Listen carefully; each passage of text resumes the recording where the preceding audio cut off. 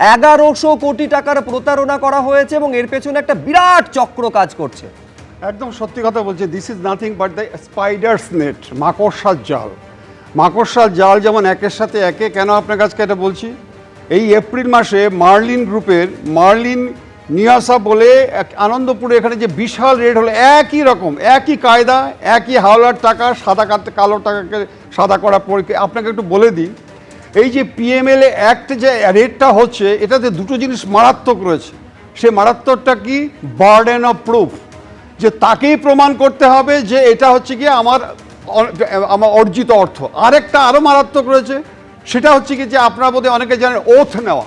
আমরা যারা ট্রায়াল কোর্টে যে আমাদের ওথ নিতে সত্য ছাড়া মিথ্যা, তুমি যদি ওথ নেওয়ার পরে যার বিরুদ্ধে অভিযোগ তাকেই প্রমাণ করতে হবে বার্ডেন অফ প্রুফ। কিন্তু এখানে আমি আপনাদের একটা বলে দিচ্ছি, আজকে আপনারা এটা যে দেখছেন শান্তনু সিনহা বিশ্বাসের সম্পর্কে বলছেন, এইগুলো যে সমস্ত তথ্য ডকুমেন্টারি এভিডেন্স এবং প্লাস হচ্ছে মোবাইল টাওয়ার থেকে চতুর্দিক থেকে যে জিনিসটা পাওয়া যাচ্ছে, এখান থেকে কিন্তু যার জন্যই আপনারা বলছেন যে দীর্ঘদিন ওয়েট করতে হচ্ছে কেন। ইয়াস, যতক্ষণ পর্যন্ত এইটা সাবস্টেন্সিয়েট না করবে ততক্ষণ পর্যন্ত কিন্তু অ্যারেস্টটা হয় না। আরেকটা শেষ করছি, অ্যাপ্রিহেন্ডেড অ্যান্ড অ্যারেস্টের মধ্যে অনেক ডিফারেন্স। কেন অ্যাপ্রিহেন্ড করছি? আমি অনুমান করছি, আমি দিনের পর দিন, যেমন আমি আজকে আরজিকর ইস্যুতে সন্দীপবাবুকে আজকে 192 ঘন্টা আমি তো ইয়ে করেছি, কিন্তু অ্যারেস্টটা হচ্ছে কি অ্যাপ্রিহেনশনের পরে যদি আমি স্যাটিসফাই হই তখন অ্যারেস্টটা হয়।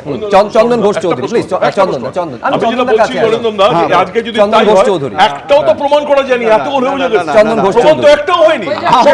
প্লিজ, এখনো চন্দন দা বলার সুযোগই পাননি। চন্দন একেবারে শুরুতে বলি, পুজো সংখ্যার আগে, লেখাটা তো পুজো সংখ্যাতে বেরোবে, আই মিন টু সে পুজো সংখ্যার আগে বেরোবে। এখন ঘটনা হচ্ছে নির্বাচনের আগে এই গিমিকগুলো তৈরি হবে, এই অপটিক্সগুলো তৈরি হবে, এটা স্বাভাবিক। আমার প্রশ্নটা একটু অন্য জায়গাতে।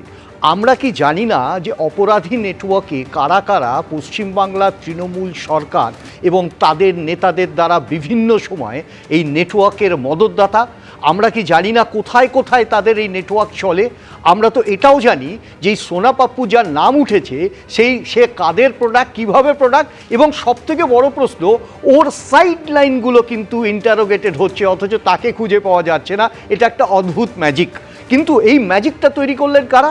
এই ম্যাজিকটা তৈরি করলেন যে আজকেই প্রশ্নগুলো কেন আসছে এই নির্বাচনের প্রাক্কালে আবার একটা প্রাসঙ্গিকতা ফিরিয়ে দেওয়া দু তরফের পক্ষ থেকে। আমি বিশেষভাবে এই কথাটা বলি, মুখ্যমন্ত্রী অ্যাপ্রিহেনশন করছেন, উনি শঙ্কা প্রকাশ করছেন যে উনি খুন হয়ে যেতে পারেন। এটা কিন্তু একটা মারাত্মক দিক। একজন মুখ্যমন্ত্রী তার রাজ্যে দাঁড়িয়ে বলছেন এ কথা, এবং আমরাও খুব সিরিয়াসলি নিচ্ছি।